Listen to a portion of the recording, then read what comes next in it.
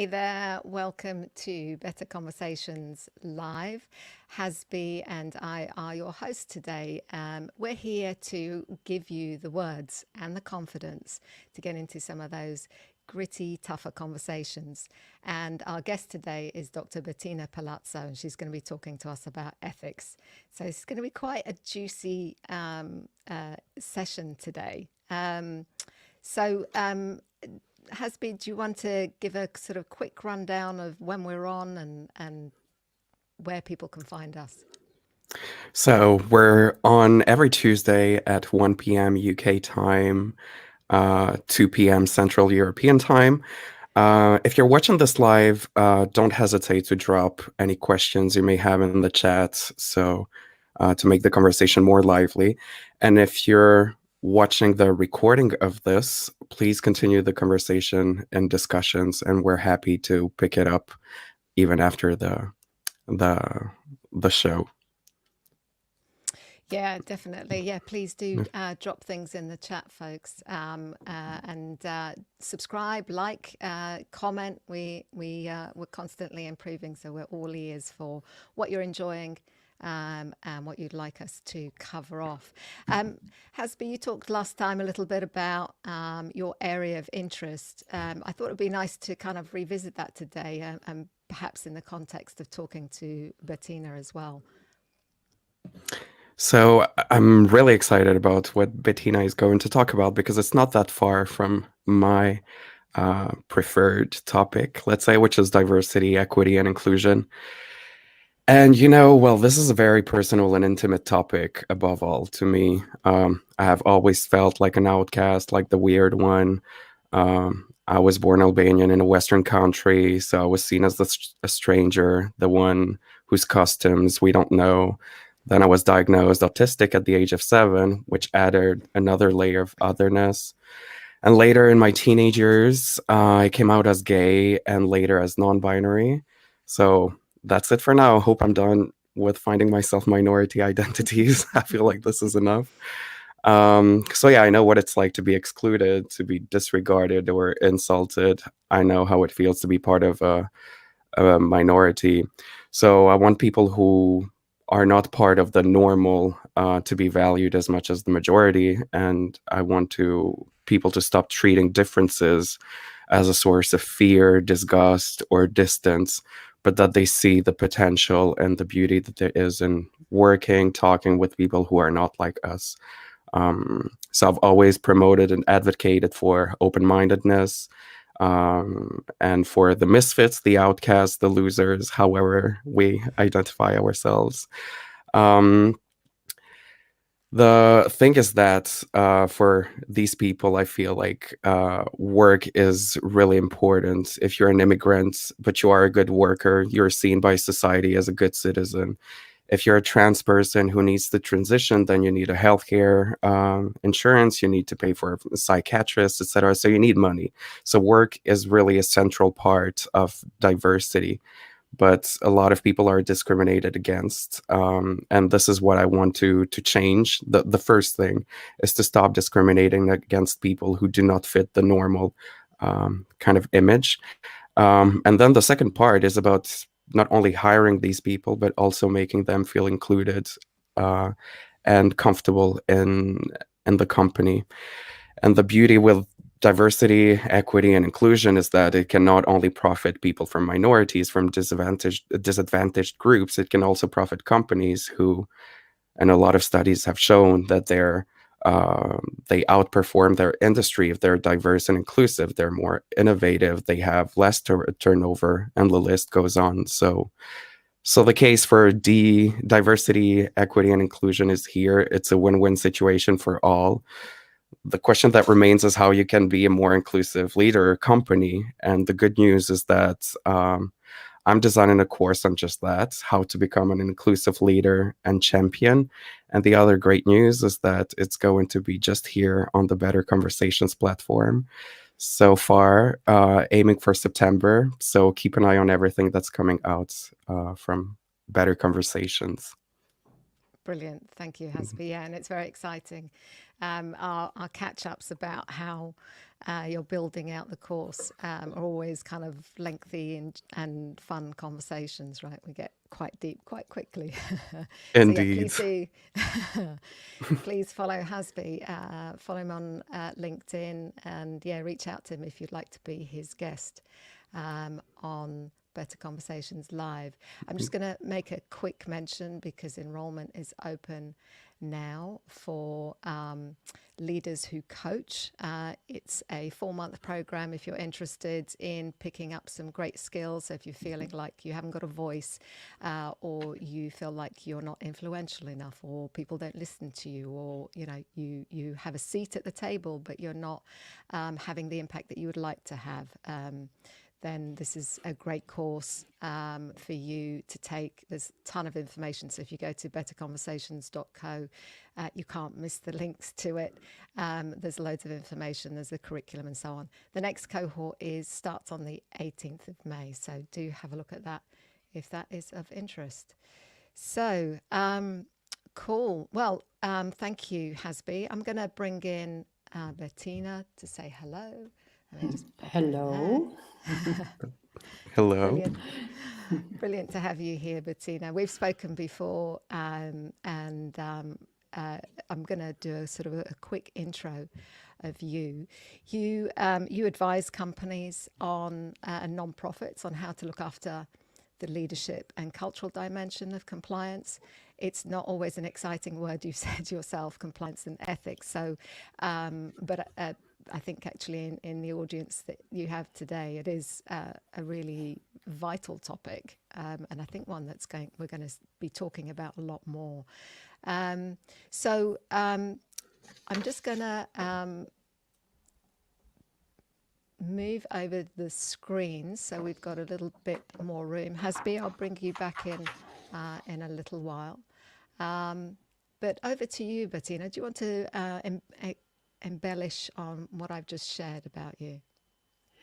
Yes, I have this question a lot ever since I'm involved in business ethics, that if I say what I do, that people are kind of saying, oh, that must be difficult, or especially if I come across business people, they feel a little bit scared or very dubious. So my kind of my very impressive first encounter like this was when I went on a research trip to the US on business ethics, and I met this businessman in the plane, and I told him about business ethics, and he said, oh, but that doesn't exist, and even if, well, it would be nice, also he saw that, but how can you organize something as immaterial as ethics in a company?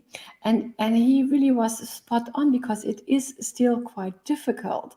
And what happened then, so that was when was that? Well, a long time ago. So that changed a lot. And what companies still struggle with today, how do you manage it in a company? Because it is often quite immaterial. So what happened for a long time, that it got hitchhiked by the lawyers, which of course is helpful, because then you have certain standards and you have procedures and you can do controls and you train people what the rules are. But the tricky thing is that you don't really win the hearts of people by explaining them rules, and you create a lot of resistance, and then the rules have this weird tendency to always become more and more, and then you create more resistance.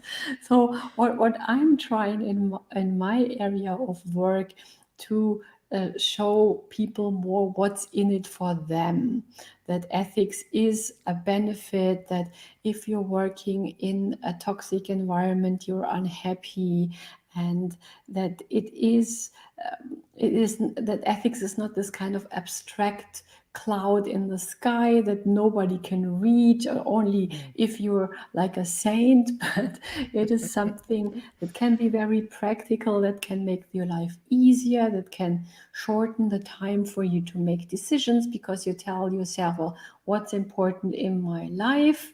So it's well,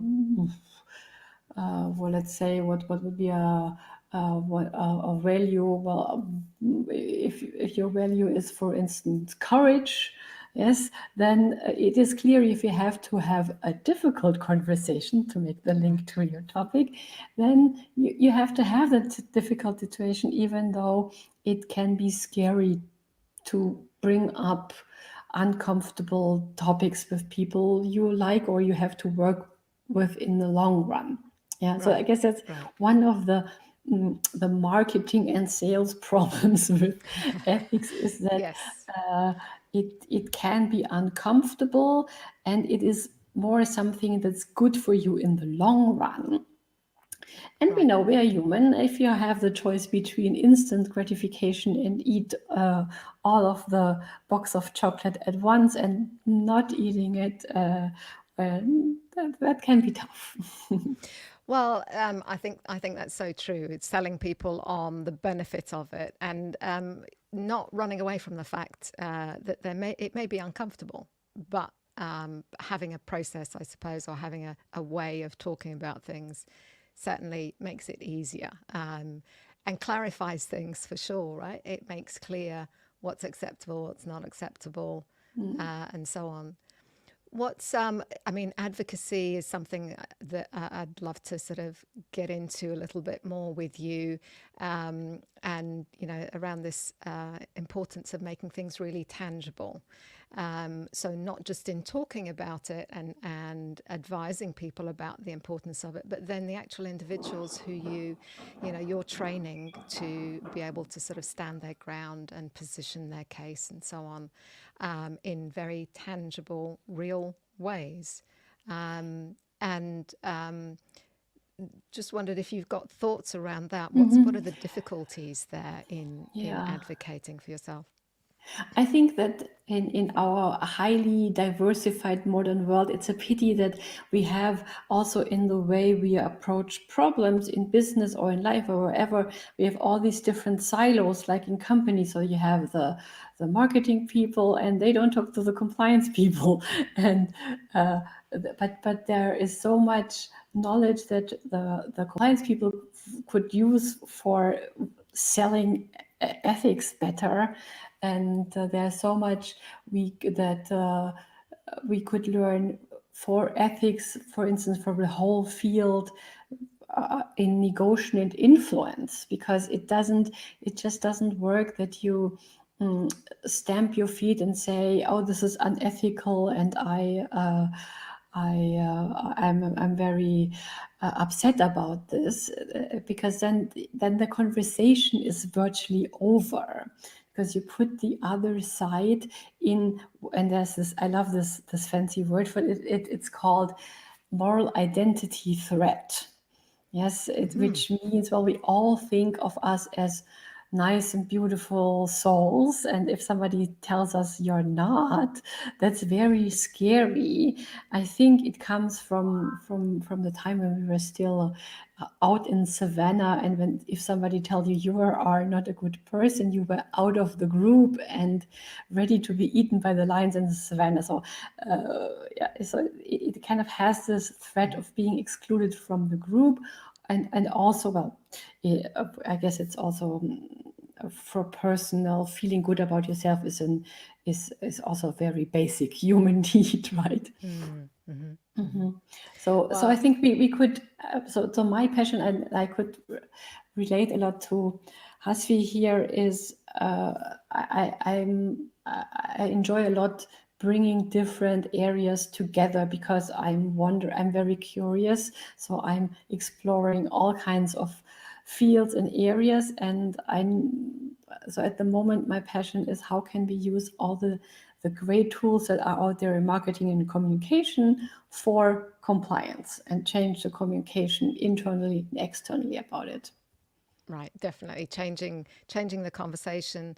I think especially given, you know, a lot of the discussions around diversity, equity, and inclusion, race. There's a lot that's sitting on. I mean, there's a lot to unpack. There's a lot of threads that feed into that, right? And yes, the sense of being ostracized is something we don't want. So how do we keep people in the conversation? How do we, on the one hand, say to somebody, that behavior is not okay, and at the same time not lose them as a potential future advocate? Yes, I guess it's a whole process, and where you need to manage your emotions, and we all have this tendency to have snap judgments, especially if it's around morals, because it touches something very deeply in us. And if we see something where we feel that our morals are violated, we are kind of up in arms.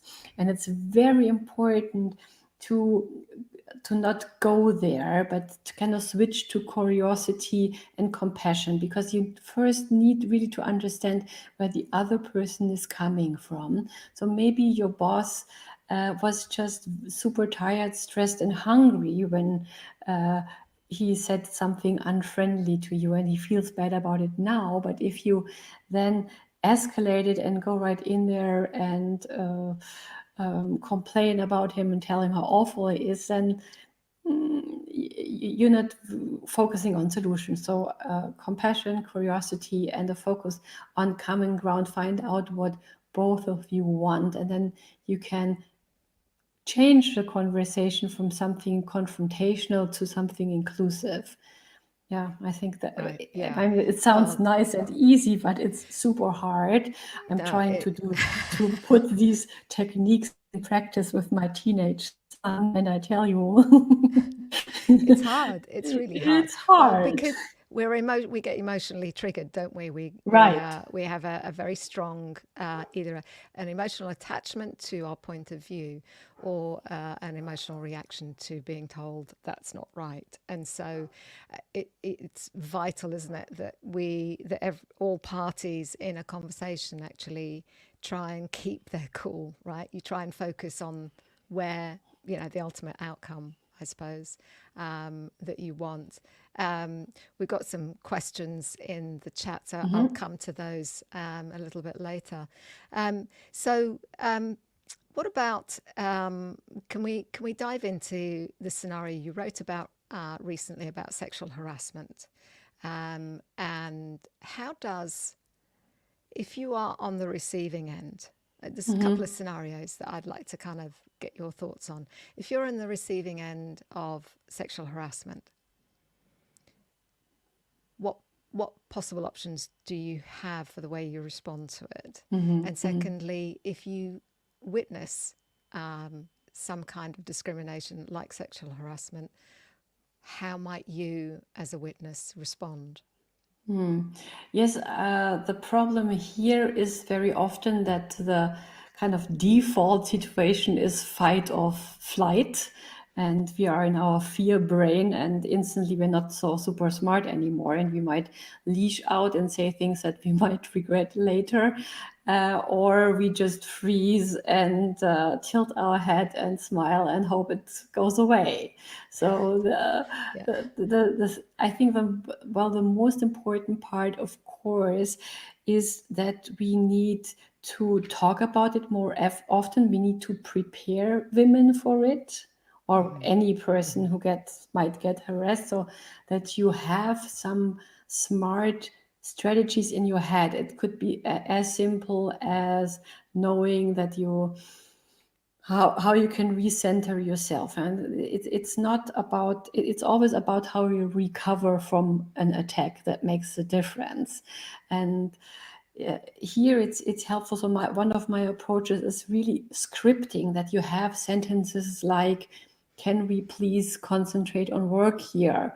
Let's keep this professional. And then you give them the icy stare for a second, but you don't want to do a stare contest, and you look away again. So this is settled, leave me alone now. I put my foot down, and then you say, now let's go to this and that. So you don't want Yeah, you have to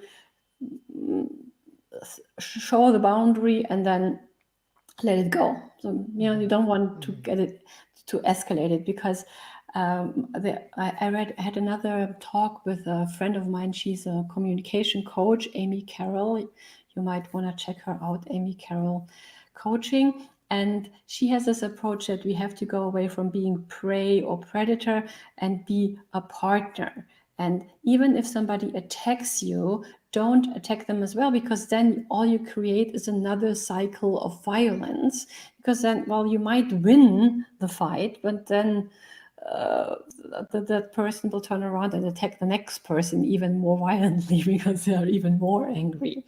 But again, that's hard, and it's like with sports, it's something you need to practice. So being prepared, practice, having some sentences, just because we all have been there, that we had some uncomfortable situation, and then an hour later we have all these brilliant quick-witted responses. So it's good if you have this kind of material there beforehand. And for speaking up for others, there's a whole universe out there called bystander intervention, and it's I just did a workshop with some students at a local technical university here. And also that's very important. If you are, that's why sexual harassment is up alive and kicking, because the women often can't really say something, or they don't know what to say. And if they say something, it is less powerful than if a man says something. So there are studies that show that if in these situations men speak up, they get more credit. It's just that because we are in a patriarchal society, and men often don't know what to say. They see something and everybody freezes and they feel comfortable. Everybody feels uncomfortable and just hopes that the situation will go away.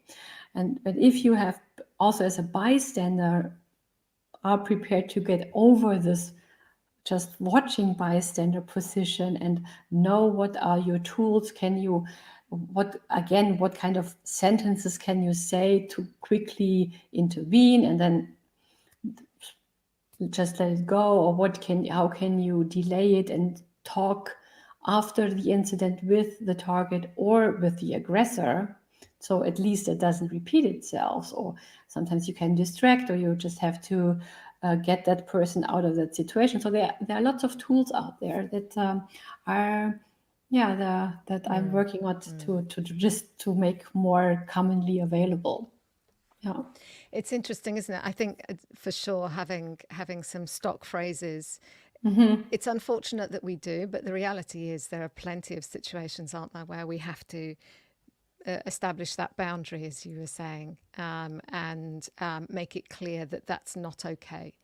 So it's definitely worth having a few up your sleeve so that you can use them in lots of different scenarios, definitely.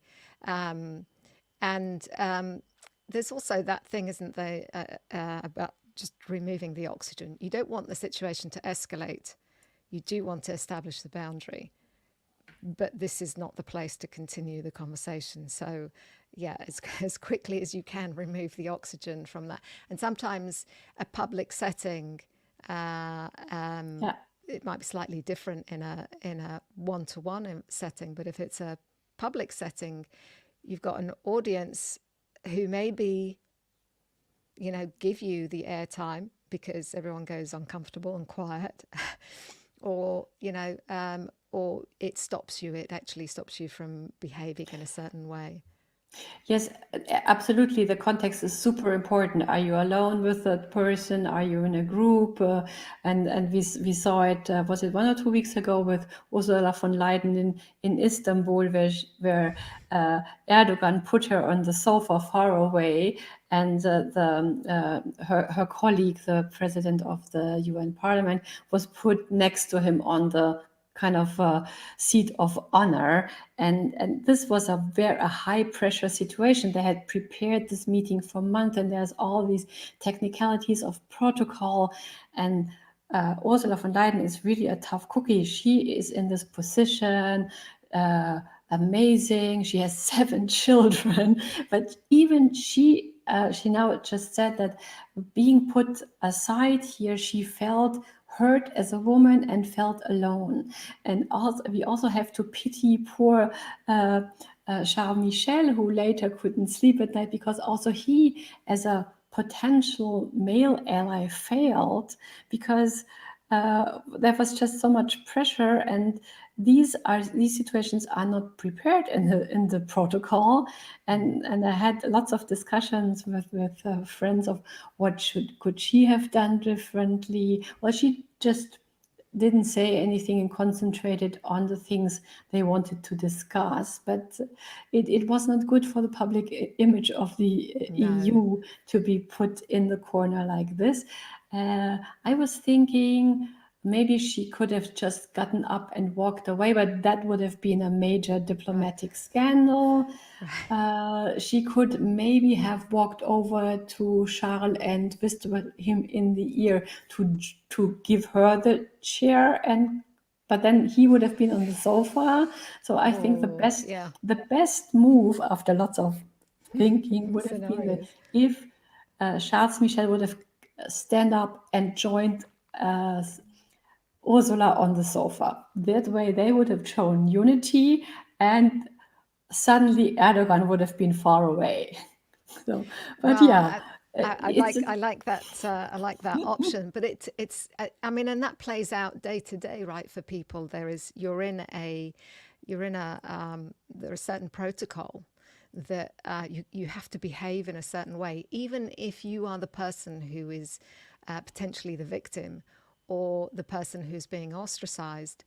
You feel stuck and having to play by the rules, even though those around you are not playing by the rules either. Exactly. Right? So yes, I mean, this is just the high level, globally visible example of something that happens every day in meeting rooms where women get 3 times as much interrupted and may not even notice it. So that's another important barrier, that the awareness is often not on the same level. Right.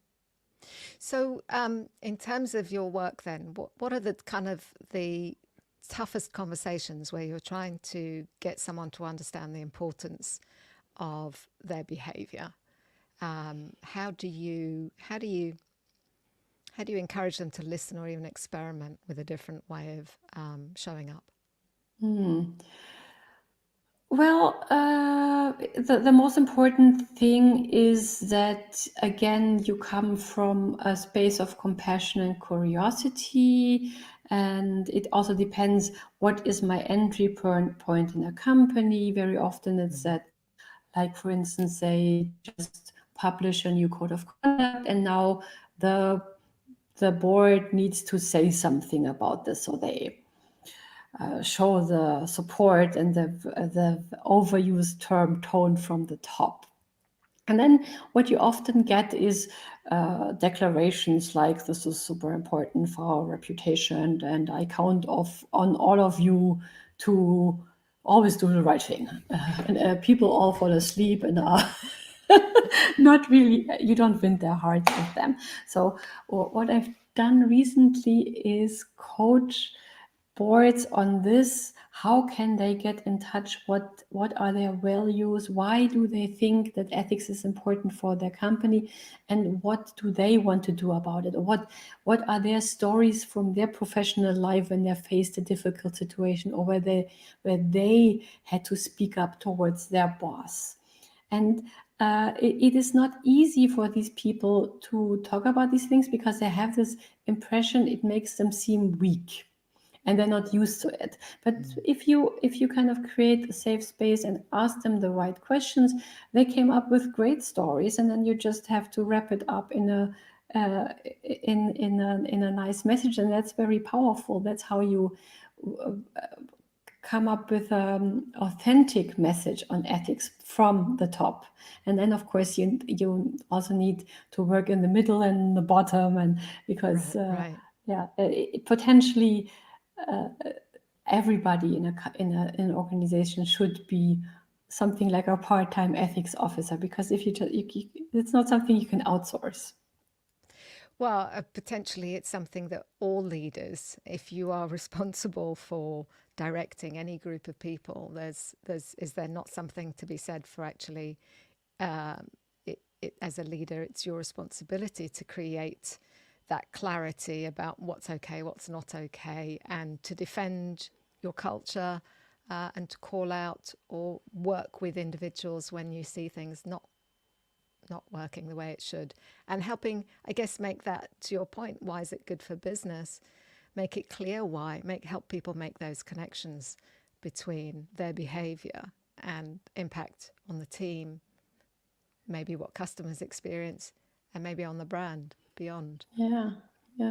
Well, the thing is also that very often we are not really aware that we are a role model, or we don't really know how to do it. And because, well, managers, for instance, they do this work because they like to decide and do things, and then not so much used to justifying why they do it and explaining this. And that would help a lot. I just saw a very interesting study from the Ethics Sphere Institute, and they found that people in companies have much more trust in speaking up themselves if their leadership is frequently communicating about ethics. Yeah, you have to normalize that this is a topic we talk about, and but the reflex, and I also saw this with my board members, and instantly they switch over to quarterly reports again and numbers. It's just deeply ingrained in them. Not well. It's then of course not all the same, but if you are successful as a businessman, this kind of focus on business results is inevitable. But and how can so they need different tools to make this accessible in a quick and easy way. Right. So that give them the tools, show them the benefit, and it's like with sports. It's just, it needs a little bit of practice, and you can't do it just for 5 minutes. And now we will have this Kodak moment where I say something about values, and then I turn around and I push everybody for higher performance again. So you cannot have to do this all the time, because you only get your muscles in the gym if you go there regularly, even if it's only for a short time. Right. Consistency. Yeah.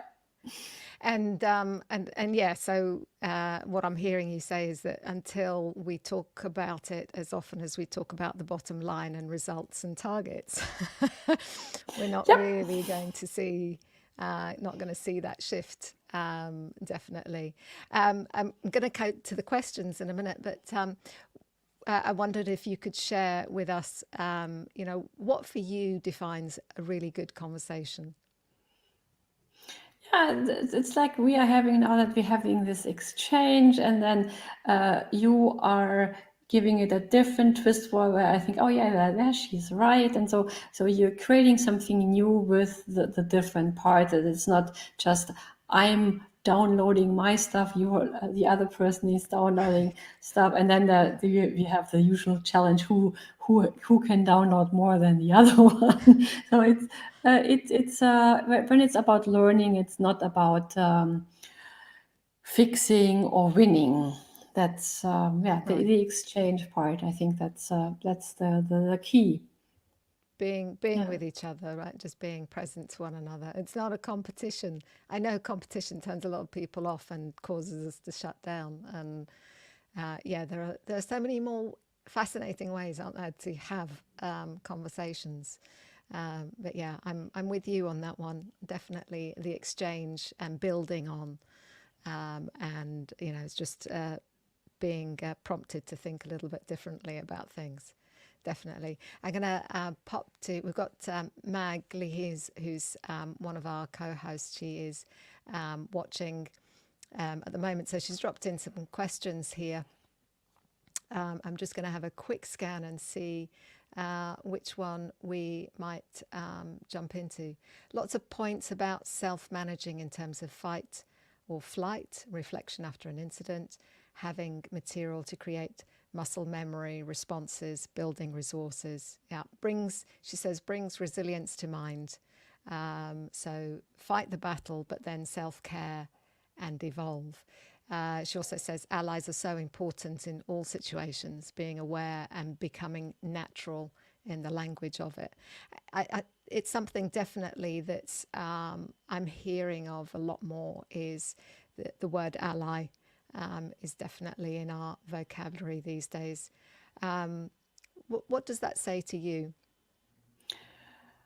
Yeah, the tricky thing with ally is that, especially if it's male, female, that then it brings this idea that the guys could be the knight in shining armor that rescues the women in distress. And I had this question also with the young man I was coaching last week, and I guess it's really it's a subtle difference. It comes from your motive. Are you doing this for a better work environment, or because you think that person has something to say, or are you doing it because you want to be the hero? Yes, and this will show this.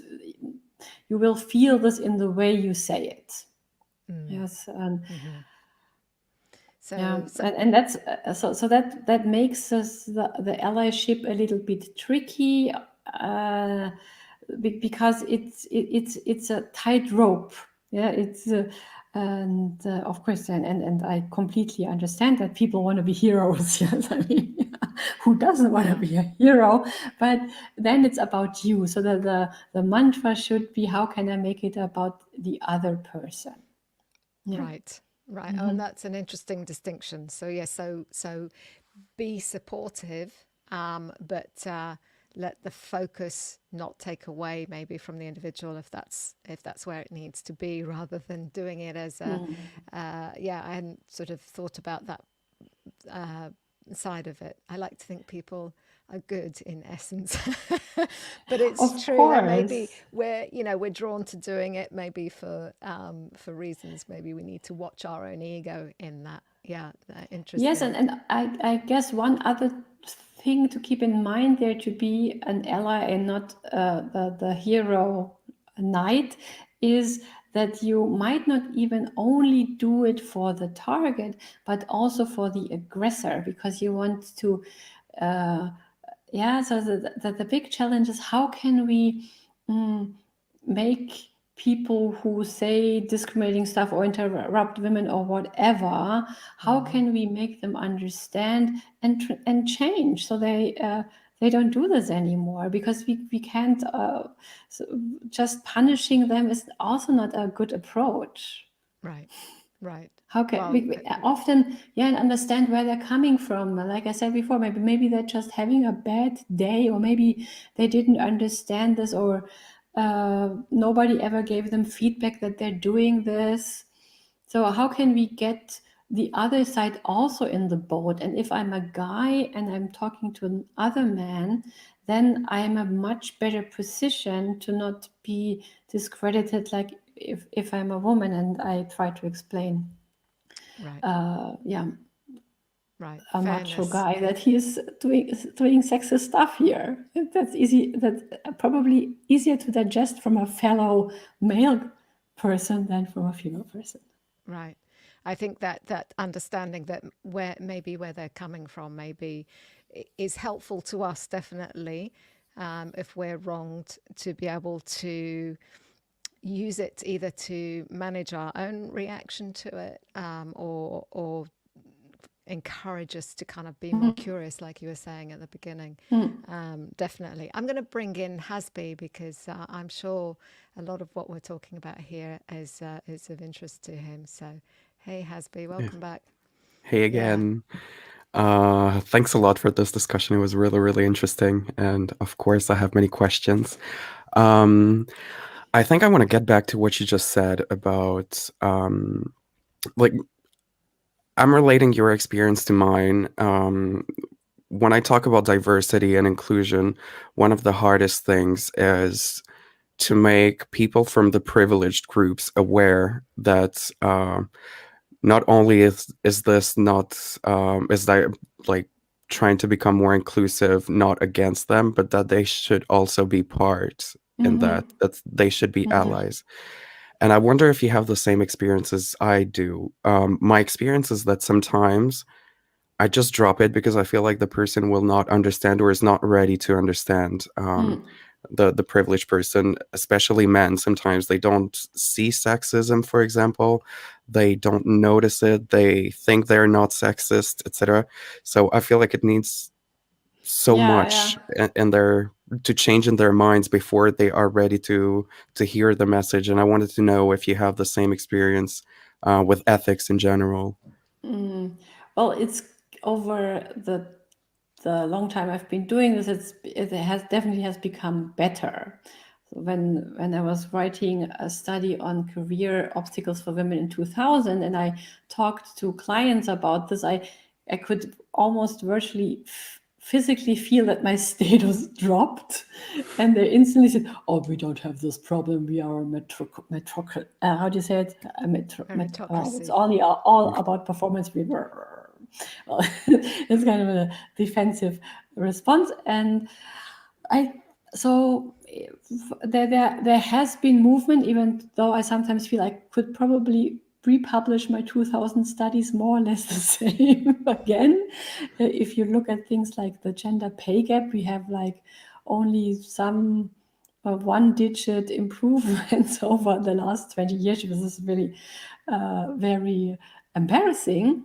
But I think we can come up with more creative ways to convince the privileged part, which I like very much. There's this TED talk by Michael Kimmel where he explains what's in it for men if you have better gender equality, from better health to better sex life even. And one of my favorite, if you want to pop in some statistics, is that 90% of all people that drown are men, because they overestimate themselves, they don't cry for help, and they take too many risks. So this is patriarchy that does this to men, which is not good for them. So I think this is a little teaser piece of information that at least gets people to think. And do you, like, speaking of the patriarchy, do you feel like there's a feminine turn in the business world where we're moving from traditionally masculine values like dominance, carelessness, to more feminine values like nurturing, mutual consideration, support, etc.? I hope so. We must, but it's still difficult. I think that what the Corona crisis shaped it a little bit, that women can no longer just say, "Oh, we will get there. We just have to hang in there and lean in there and stuff like this." No, we have to be much more impatient and much more insisting here. And I did get a lot of hope when I was working with these young men. They're like in their 20s, doctoral students at TPFL last week, which are, of course, there are a niche population where they are thinking about these things. And this men in my generation never had this kind of. So I do see movement, but all the studies that we see are not so encouraging. But it's nobody knows the future, and there can always be sudden shifts and accelerations. And go ahead if you wanted to add something. No, we just it's just that we just need to keep pushing and trying still to have fun with it, because otherwise it's so tiring. And Indeed. Yes. Yes. Uh, Well, I'm it's in the same way that leaders, the sound advice to leaders is you have to, you can never say it too often. You need to repeat yourself. People need to hear it, because the moment there's silence, doubt creeps in, and we default to maybe our old ways of doing things, or we fill in the gaps or make interpretations that are not necessarily the correct one. So yeah, in the same way, we have to keep making the point and finding more new creative ways of actually expressing the importance of it for different societies, right? Different parts of society. There's something that Mag said, which is in an evolving society, there are always groups of people who are focused in terms of harassment and disrespect, and this can change over time. Her question is, what are the main points for success for hearing, respecting, and giving these groups the equity to succeed and feel safe at work? So what do we need to put in place? So from an organizational point of view, I think there are three things that are most important. The usual thing from the top, that they make clear that this is a real priority. Yeah. So as you said before, if you still talk mostly about profit, then it's not so credible. Then you need to come up with ways to change behavior in all over the organization, like, simple stuff like having rules for meetings and speaking time and not interrupting. Yeah, so that, or having the youngest person speak first, and simple things like this. So because we know from unconscious bias research that changing the attitude is difficult, but you also change the attitude if you change the way people act. So then you need to give them the tools and show them that they can benefit from it, that companies, they have so much to win if they not only look at diversity from the talent point of view, but also from the point of view of products and services, because you can do so much new things and create more stuff if you also look at a more diverse clientele. And then finally, you need to check up all of your structures, from hiring to promotion to education to evaluation. And that's also difficult stuff, but it's completely doable.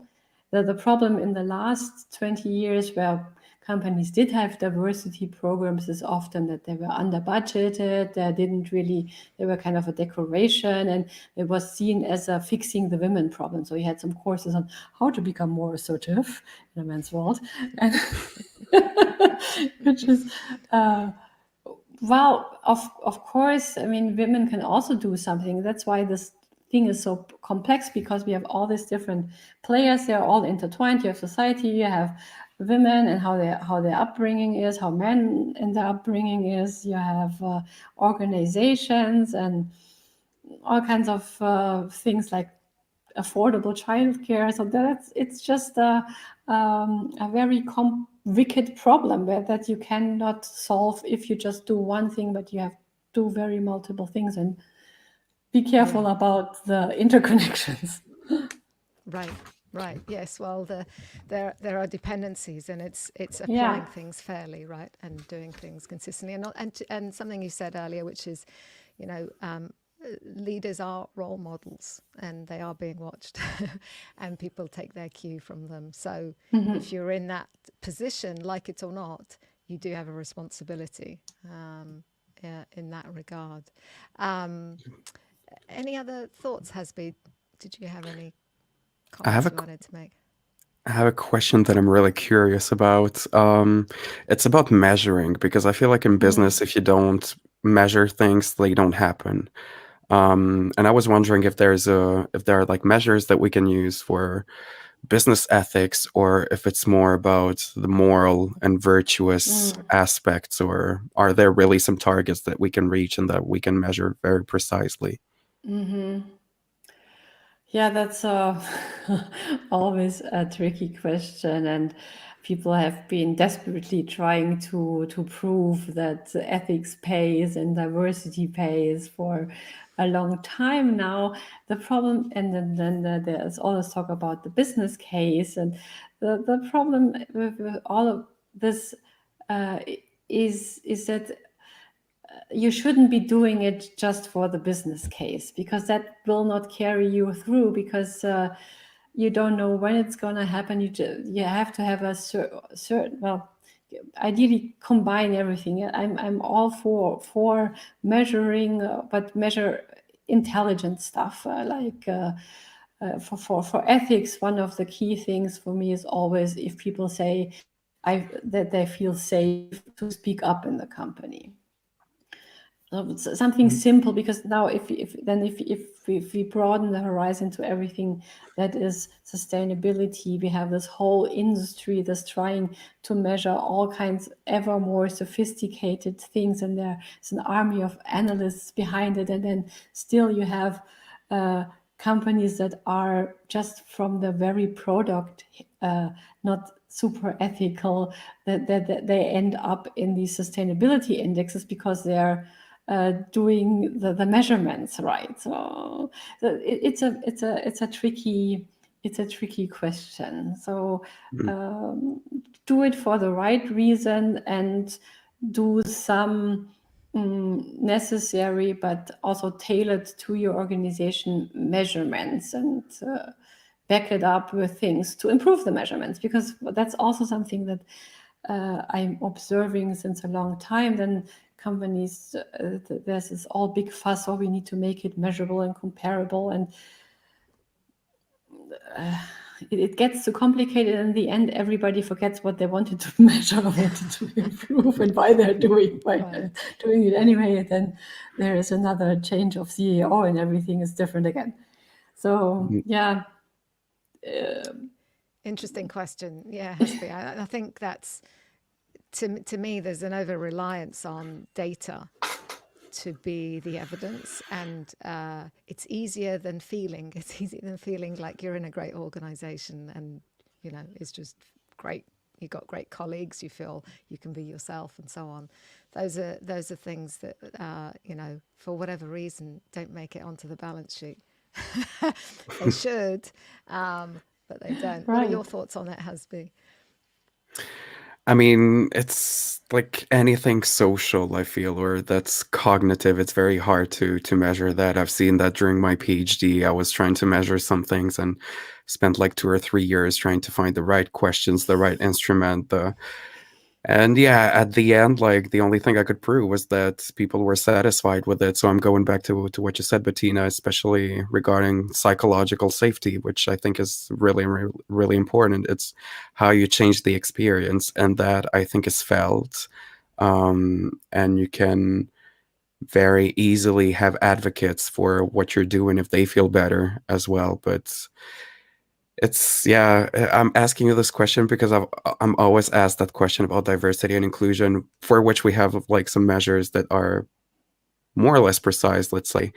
But I feel like it's the ultimate argument for people who are not yet convinced of the benefits of being more ethical, more inclusive, etc. So I don't know. It's an open question and an open answer, but time will tell, I would say.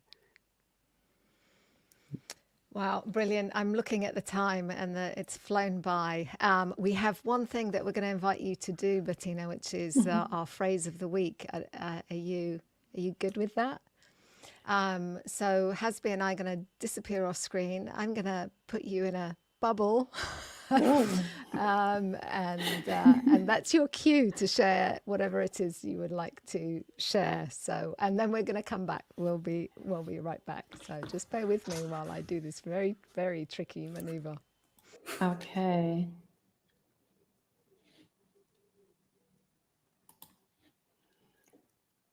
So I say it now. So we need to learn to look at ethics more as a source of innovation instead of something that restricts us.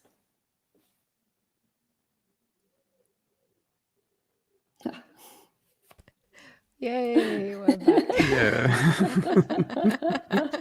Thank you I for like doing the that. bubble. Well, it's something we're playing around with, but really lovely. We like that. We'll see more of that.